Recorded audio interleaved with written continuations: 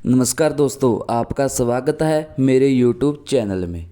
दोस्तों, आज की वीडियो में हम जानेंगे कि डिपार्टमेंट ऑफ पोस्ट में जो MTS मेल गार्ड पोस्टमैन का एग्ज़ाम होता है दोस्तों, उसके सिलेक्शन प्रोसीजर में एक मॉडिफाई किया गया है और एक बहुत बड़ा चेंज किया गया है सिलेक्शन रूल्स में। दोस्तों, कल एक नोटिफिकेशन रिलीज किया गया है संसद भवन दिल्ली से। दोस्तों, इस नोटिफिकेशन को जानते हैं कि MTS मेल गार्ड पोस्टमैन की सिलेक्शन प्रोसीजर में क्या बड़ा बदलाव किया गया है। दोस्तों, आप जुड़े रहें मेरे साथ आखिर तक। अगर आप डिपार्टमेंट ऑफ पोस्ट से बिलोंग करते हैं और 2024 में या आने वाले सालों में आप पोस्टमैन मेल गार्ड MTS का एग्ज़ाम देने वाले हैं, तो दोस्तों यह वीडियो आपके लिए बहुत ज़्यादा इन्फॉर्मेशन वाली है। जुड़े रहें दोस्तों। सबसे पहले आप देख सकते हैं यह notification ministry of communication department of post डाक भवन संसद से रिलीज हुआ है। आप देख सकते हैं 18 अक्टूबर को यह नोटिफिकेशन रिलीज हुआ है। दोस्तों, इसका सब्जेक्ट क्या है? Procedure for selection of candidate based on single examination for the post of MTS postman mail guard. दोस्तों, MTS पोस्टमैन मेल गार्ड के लिए एक सिंगल एग्जामिनेशन होता है। दोस्तों, 2021 से पहले पोस्टमैन और MTS के लिए अलग अलग एग्ज़ाम होता था, लेकिन पिछले साल से डिपार्टमेंट पोस्ट द्वारा मेल गार्ड MTS पोस्टमैन के लिए एक सिंगल एग्ज़ाम लिया जाता है। दोस्तों, यह नोटिफिकेशन इसलिए जारी हुआ है क्योंकि MTS पोस्टमैन मेल गार्ड के सिलेक्शन प्रोसीजर में एक बड़ा बदलाव हुआ है। दोस्तों, वह बड़ा बदलाव यह है कि पहले जो MTS पोस्टमैन और मेल गार्ड की मेरिट लिस्ट बनती थी दोस्तों, वह डिवीज़न लेवल पर बनती थी दोस्तों। पर कल जो नोटिफिकेशन रिलीज हुआ है उसके अनुसार अब आने वाले 2024 में या उसके बाद के सालों में जो भी MTS मेल गार्ड और पोस्टमैन का एग्ज़ाम होगा उसके लिए मेरिट लिस्ट सर्कल लेवल के आधार पर बनेगी। दोस्तों, एक एग्जाम्पल ले लो। अगर आप पटियाला डिवीज़न में से हैं तो अगर दोस्तों आपने 2024 में फॉर्म फिल करेंगे तो दोस्तों उसके लिए आपकी पटियाला डिवीज़न के लेवल पर मेरिट लिस्ट नहीं बनेगी। दोस्तों, अब पूरे सर्कल लेवल पर मेरिट लिस्ट बनेगी MTS पोस्टमैन मेल गार्ड के एग्ज़ाम के लिए। दोस्तों, चलो पूरा नोटिफिकेशन देखते हैं कि अब MTS पोस्टमैन मेल गार्ड के प्रोसेस में क्या बदलाव हुआ है। दोस्तों, आप देख सकते हैं IMA डायरेक्ट रेफरेंस नंबर देख सकते हैं आप। Letter mail guard the recruitment rule of MTS postman mail guard have been modify. दोस्तों, रिक्रूटमेंट रूल मॉडिफाई किए गए हैं। दोस्तों, इस अकॉर्डिंग नोटिफिकेशन के अकॉर्डिंग सबसे पहले आप चल पड़ते हैं option of post type considered for which post postman mail guard MTS and applicant.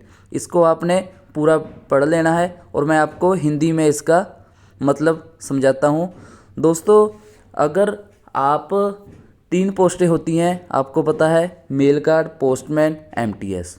अगर दोस्तों आपने फॉर्म फिल करते समय आपने सिर्फ MTS के लिए अप्लाई किया है तो आपकी मेरिट सिर्फ MTS के लिए ही बनेगी।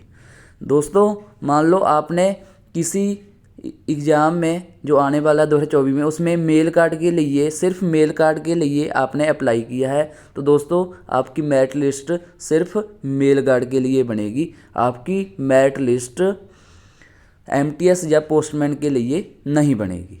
आप इसको क्लियर कर सकते हैं। इस ऑप्शन में ये बताया गया है। दोस्तों बी पॉइंट में क्या लिखा है आपको बताता हूँ। Preference of division bye applicant both MTS GDS। दोस्तों MTS GDS candidate who have applied for the post of postman mail guard shall be give order of preference of division unit of which intend to consider। दोस्तों अगर आप MTS हो और postman और mail guard के लिए apply कर रहे हो या GDS हो तो आपको फॉर्म फिल करते समय प्रेफरेंस देनी होगी कि आप किस डिवीज़न में अप्लाई करना चाहते हैं। आप सबसे पहले किस डिवीज़न को प्रेफरेंस देंगे।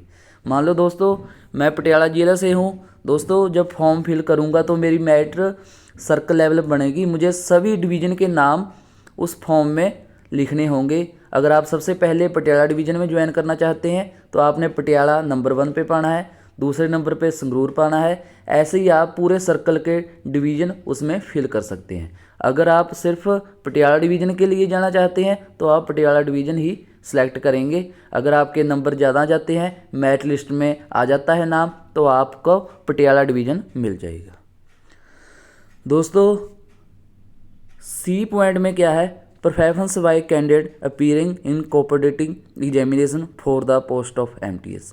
दोस्तों अगर आप GDS हो और MTS के लिए फॉर्म फिल कर रहे हो तो आपको प्रेफरेंस देना पड़ेगा। आप किस डिवीज़न में किस ऑफिस में सबसे पहले ज्वाइन करना चाहते हैं, उस हिसाब से आपकी मेरिट लिस्ट बनेगी।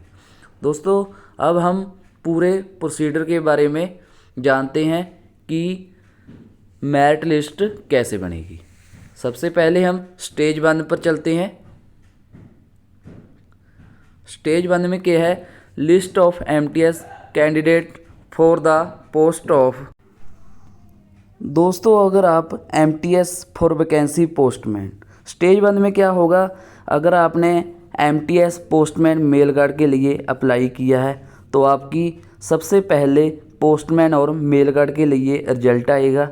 उसके बाद अगर आप ज्वाइन कर लेते हैं तो ठीक है, अगर नहीं ज्वाइन करते तो स्टेज 2 में आपको रिफ्यूज़ल देना पड़ेगा, एक्सेप्टेंस लेनी पड़ेगी 7 दिन के अंदर।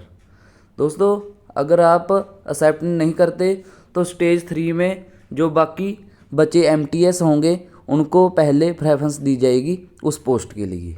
अगर MTS भी यह ज्वाइन नहीं करते तो वह वैकेंसी GDS के पास चली जाएगी, मेल गार्ड और पोस्टमैन की। दोस्तों जो GDS मेल गार्ड और पोस्टमैन ज्वाइन कर लेंगे उसके बाद MTS का रिजल्ट डिक्लेयर किया जाएगा और दोस्तों जिनका नाम MTS में आएगा उनको ज्वाइन कर लिया जाएगा। अगर कोई ज्वाइन नहीं करता तो जो नीचे मेरिट में आए होंगे उनको ज्वाइन करा लिया जाएगा। दोस्तों इस तरह यह था सिलेक्शन प्रोसेस। दोस्तों अब क्लियर हो चुका है कि इस बार 2024 में जो मेरिट लिस्ट बनेगी वह डिवीज़न लेवल पर नहीं, वह सर्कल लेवल पर बनेगी। अगर आप भी कॉम्पिटिटिव एग्ज़ाम की तैयारी कर रहे हैं MTS मेल गार्ड और पोस्टमैन के लिए तो जो यह वीडियो आपके लिए बहुत इन्फॉर्मेशन वाली है। दोस्तों इस चैनल को सब्सक्राइब करें। इस चैनल पर सभी डिपार्टमेंट ऑफ पोस्ट के अपडेट आपको देखने को मिलेंगे। धन्यवाद।